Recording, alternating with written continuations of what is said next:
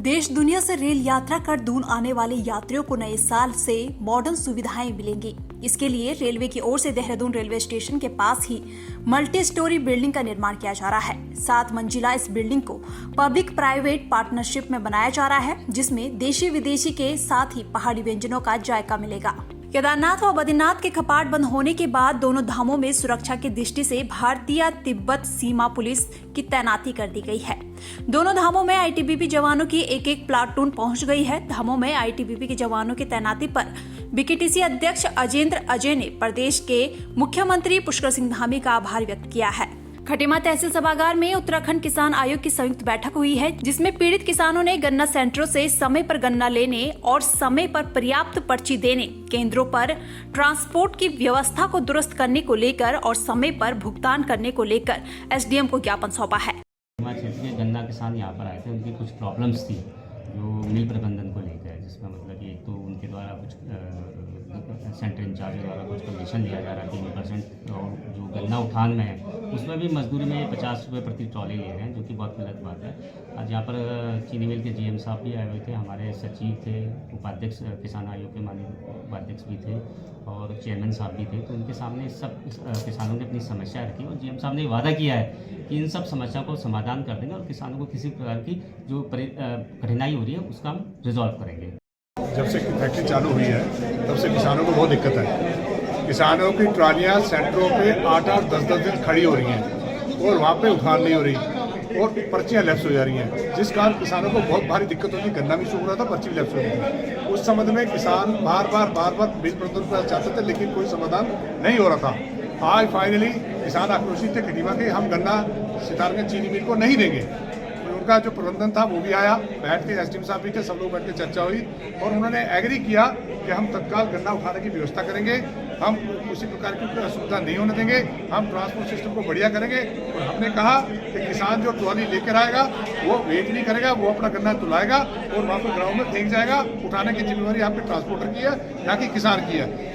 जो है खटीमा समिति के किसानों ने माननीय मंत्री जी की अध्यक्षता में एक बैठक की थी, उसमें माननीय एसडीएम साहब, सचिव साहब सब मौजूद थे। किसानों की कुछ छोटी छोटी जो समस्याएं थी, जैसे गन्ने के उठान को लेकर थी, उसका चीनी मिल ने आश्वासन दिया है कि जहां भी किस तरह की समस्या उसका प्रबंधन ठीक किया जाएगा। और जहाँ तक हायल पर्ची की सवाल था, वहाँ पर माननीय चेयरमैन साहब ने कहा कि हायल पर्ची मत तोलिए, तो हम इस पर भी ध्यान देंगे, हम हायल पर्ची नहीं तोलेंगे। और मिल ने किसानों से आश्वासन लिया है कि जितने का मोड है 30 क्विंटल 27 क्विंटल की पर्ची पर 30 और 45 क्विंटल पर 50, इससे ज़्यादा गन्ना नहीं तोला जाएगा, जिससे सेंटरों पर व्यवस्था ठीक ठाक बनी रहे। कुमाऊं कमिश्नर दीपक रावत ने हल्द्वानी के एसडीएम कार्यालय का औचक निरीक्षण किया। इस दौरान उन्होंने रजिस्टर में कर्मचारियों की उपस्थिति चेक की, साथ ही सिटी मजिस्ट्रेट कार्यालय और प्राधिकरण कार्यालय को भी चेक किया। कुमाऊं कमिश्नर ने गंदगी मिलने और पार्किंग में खामियां मिलने पर कड़ी नाराजगी जताई। कार्यालय में सुरक्षा व्यवस्था भी सही नहीं पाई गई। ऑफिसेज हैं, एसडीएम का ऑफिस तो है ही, सिटी मजिस्ट्रेट साहब का ऑफिस भी है, प्राधिकरण का भी ये दफ्तर है। तो इसमें एक तो माननीय मुख्यमंत्री जी के निर्देश हैं, समय समय पे ऑफिस को देखा जाए, लोग समय पे आ रहे हैं या नहीं आ रहे हैं, टाइम पे आने की तो पहली इशू है। दूसरा, मैं देख रहा हूँ कि हमारे जो ऑफिस हैं आजकल इनकी सिक्योरिटी को लेके भी मैं ध्यान दे रहा हूँ इस पर कि क्या पे ड्यूटीज़ हैं या नहीं है, क्योंकि आप जानते हैं बड़े महत्वपूर्ण दस्तावेज सभी दफ्तरों में रहते हैं, उसको भी मैंने उसमें यहाँ पे कमी पाई। और ऐसे भी दिन में कुछ इंटरवल्स आ रहे हैं जिसमें कि कोई भी ऑफिस में नहीं होता, जो कि ठीक नहीं है। तीसरा, जो कूड़े का निस्तारण ऑफिस का है, अंदर ही ऑफिस के अगर पड़ा हुआ ये पब्लिक ऑफिस है, तो व्यवस्था को ठीक करने के लिए निर्देशित किया गया है। चौथा, जब कोई छुट्टी के लिए आवेदन करता है, पहली बात तो बायोमेट्रिक होना चाहिए। बायोमेट्रिक का मुझे लगता है यहाँ पे है नहीं या ख़राब हो गया होगा, लेकिन अगर बायोमेट्रिक की वजह से ख़राब भी होता है, तो जिस भी डेट को कोई अगर छुट्टी की आवेदन करता है तो जिस तारीख को अप्लाई कर रहा है डेट तो आखिरकार डालेगा कि कब अप्लाई कर रहा है, प्लस जो उसने डाल दिए है वो कहीं उसका अंकन भी होगा। तो ये मैं देख रहा हूँ कि यहाँ पे नहीं, 3 लोग मुझे ऐसे मिले जो थे नहीं यहाँ पे, और कुछ लोग ऐसे भी मिले जिनका कोई भी यहाँ पे काम नहीं था, कोई वैलिड कारण भी नहीं बता पाए कि क्यों आए हुए हैं। तो ये भी एक्चुअली ठीक नहीं है। यहाँ पे अधिवक्तागण है, किसी का अपना पर्सनल काम है, वो ठीक है, पर पार्किंग मतलब कि ऑफिस में घूमे, पार्किंग ये भी एक इशू है। उत्तराखंड के पूर्व कैबिनेट मंत्री और हरिद्वार विधायक मदन कौशिक ने हरिद्वार स्थित एक निजी हॉस्पिटल में अत्याधुनिक डायग्नोस्टिक सेंटर का उद्घाटन किया।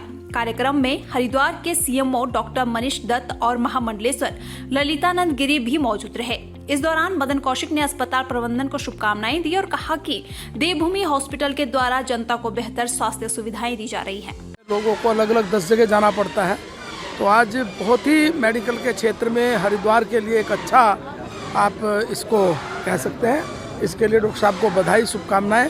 आने वाले समय में निश्चित रूप से मेडिकल के क्षेत्र में हरिद्वार ज़िले में, जिसको हम पहले सोचते थे कि शायद आखिरी पायदान पर प्रदेश का ज़िला है, लेकिन अब आप देखेंगे मेडिकल कॉलेज भी हमारा इसी साल शुरू हो रहा है, तो रुड़की का भी मेडिकल कॉलेज शुरू हो रहा है और अनेक जो और सुविधाएं हैं वो भी यहाँ प्राप्त हो रही हैं। उसी दिशा में आज ये डायग्नोस्टिक सेंटर शुरू हुआ है, इसके लिए मैं बधाई, शुभकामनाएं देता हूँ। पे उचित दरों पे अच्छी इलाज की सुविधा अवेलेबल है, जैसे कि CT scan, ultrasound, pathology lab, endoscopy, echo, colonoscopy, तो सारी सुविधाएं न्यू हरिद्वार में बिल्कुल देवभूमि के सामने हम लोगों ने अवेलेबल करवाई है। और माननीय मदन कौशिक जी और सीएमओ सर का मैं बहुत बहुत आभार करता हूं कि वो हमारे डायग्नोस्टिक सेंटर्स पे आए और उन्होंने इसका शुभारंभ किया। स्वर्गाश्रम नगर पंचायत जॉक के सभी सफाई कर्मचारी आज नगर पंचायत कार्यालय पर इकट्ठा हुए, जहां उन्होंने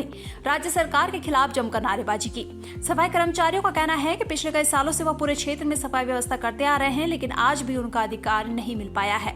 उनके द्वारा सरकार के पास 14 मांगे रखी गई थी। नगर पंचायत हो या नगर पालिका हो या नगर निगम हो, सब जगह ठेकेदारी प्रथा चली आ रही है, जिस कारण उनका हक नहीं मिल पा रहा है। इसी प्रकरण को लेकर आज सफाई कर्मचारियों में आक्रोश देखा गया और हमारी मांगे हैं कि हमें नियमितीकरण करा जाए, क्योंकि ठेकेदारी प्रथा से हम बहुत परेशान हैं और हम यही चाहते हैं कि हमसे ठेकेदारी प्रथा यहाँ से ख़त्म हो जाए। और यदि नहीं होती है तो हम हर प्रकार से जी लड़ाई लड़ने को तैयार हैं। और हमारा एक एक साथी, समस्त कर्मचारी पूरे उत्तराखंड में जितने भी हैं, सब लड़ाई करने को तैयार हैं कि अब यही होगा कि आर पार की लड़ाई लड़ी जाए। उत्तराखंड राज्य के अंदर जब से राज्य बना है, सफाई कर्मचारियों की कोई सूद नहीं ली जा रही है। आज सफाई कर्मचारी समिति के नाम पे, मास्टर रोल पे, दैनिक मजदूर के नाम पे 20-22 वर्षों से कार्य कर रहा है। वह मर जाता है तो सरकार ये तक नहीं पूछती कि इसकी फैमिली का कैसे गुजारा होगा। कोई बीमा नहीं है, बच्चों के लिए कोई पेंशन नहीं है, शिक्षा की व्यवस्था नहीं है, स्वास्थ्य की व्यवस्था नहीं है। एक गुलाम, एक दास प्रथा के समान इन कर्मचारियों का शोषण उत्तराखंड राज्य में लगातार लागू है। हम लगातार कई वर्षों से इसमें आंदोलन कर रहे थे। सरकार ने आश्वासन देते हुए एक doctor Lalit Mohan royal committee का निर्माण किया और उस कमेटी ने हमारे मुख्य 3 बिंदुओं पर अपनी रिपोर्ट आज से 2 वर्ष पूर्व नवंबर 2021 में शासन को, सरकार को सौंप दी। लेकिन सरकार लगातार उस रिपोर्ट को 2 वर्षों से दबाई हुई है। अब हम इसको और सहन नहीं कर सकते। आगे क्या कार्रवाई करनी? मजबूरी में हमें हड़ताल पे उतरना पड़ रहा है। अगर 1 जनवरी 2024 से पहले सरकार ने हमारे नियमितीकरण, हमारे प्रमोशन और हमको मिलने वाली आवास सुविधा के विषय में सुसंगत निर्णय नहीं लिए, हम लोगों को संतुष्ट नहीं करा, तो पूरे उत्तराखंड राज्य के अंदर सफाई कर्मचारी बड़े आंदोलन करेंगे। सफाई व्यवस्था ठप होगी, सड़कों पे चक्का जाम होगा और जो भी हमें बलिदान देना पड़े उसके लिए हम तैयार। सफाई कर्मचारी यूनियन के द्वारा एक ज्ञापन मुझे दिया गया है, उसमें उनके द्वारा कुछ मांगें रखी गई हैं और माननीय मुख्यमंत्री जी को संबोधित है। इस ज्ञापन को जिलाधिकारी महोदय के माध्यम से माननीय मुख्यमंत्री जी को प्रेषित किया जाएगा।